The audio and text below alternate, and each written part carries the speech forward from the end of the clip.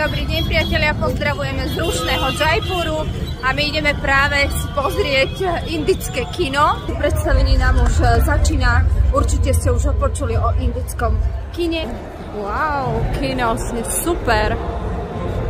A máme šťastie, že dnes premietajú bollywoodský film, lebo tie sa väčšinou premietajú v Bombaji.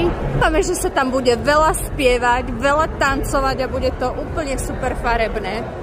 Aj v indickom kine si môžete kúpiť čokoľvek. Kino je famózne, vyzdobené, to tu super.